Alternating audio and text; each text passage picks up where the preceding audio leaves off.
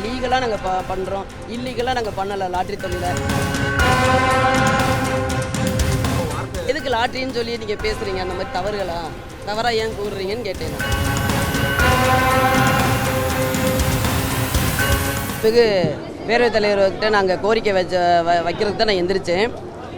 லால்குடி தொகுதியில் விவசாயம் மற்றும் விவசாயம் சார்ந்த தொழில் மற்றும் சிறு குறு தொழில்களின் மையமாக உருவாக்கலாம் அப்படின்னு கேட்டிருக்கிறேன்.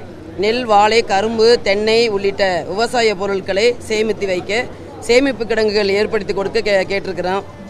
அதே போல் லால்குடியில் ஃபுட் ப்ராசஸிங் கிளஸ்டர் உருவாக்க வேண்டும். அதே போல் லால்குடி இளைஞர்களுக்கு வேலை வாய்ப்பு கிடைக்கும் வகையில் புதிய தொழில் முதலீடுகளை ஈர்த்து லால்குடியில் தொழில் கூடங்களை அமைத்து தரப்படுறதுக்காக கேட்டிருக்குது. தொழில் நிறுவனங்களுக்கு தேவையான சாலை, மின்சாரம், குடிநீர், கழிவுநீர் மேம்பாட்டு வசதிகள் ஏற்படுத்த கொடுக்க கேட்டிருக்குது. அதேபோல் லால்குடி தொகுதி மக்களுக்கு உள்ள தொழில் நிறுவனங்களுக்கு மின்சாரம் கட்டணம் சலுகைகள் வழங்குவது குறித்து அரசு பரிசீலிக்க வேண்டும் என்று கேட்டுக்கொள்கிறேன்.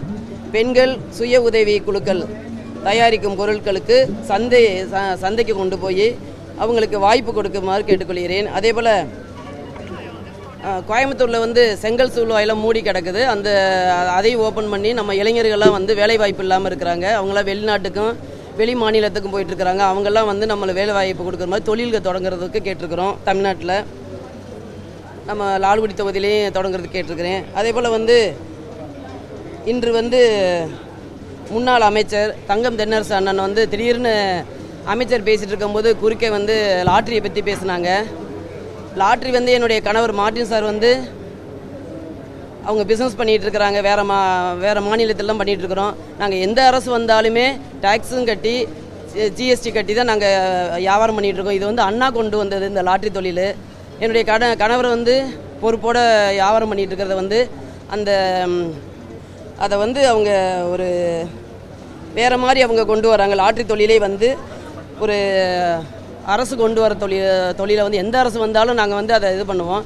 அதை கொச்சைப்படுத்தும் அளவுக்கு அவங்க லாட்ரியை பற்றி அரசியல் கொண்டு அதை பேசிகிட்டு இருக்கிறாங்க. அதை அது அந்த மாதிரி பேசக்கூடாது.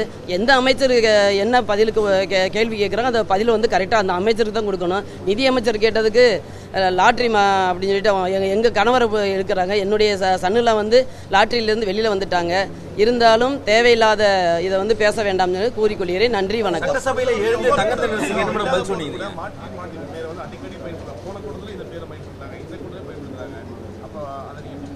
நாங்கள் சுப்ரீம் கோர்ட்டில் டெல்லியில் ஒரு 2 வாரம் 3 ஜட்ஜு இது கேஸ் போயிட்டு இருந்துச்சு. எங்கள் கேஸு லாட்ரி கேஸு.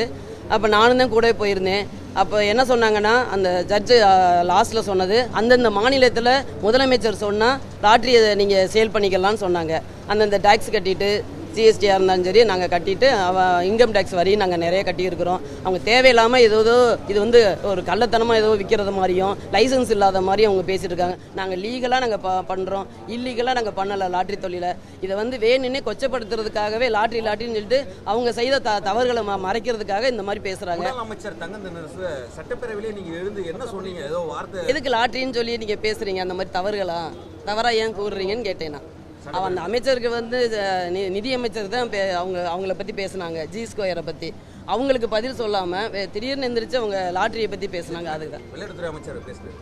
ஆமாம். நன்றி, வணக்கம்.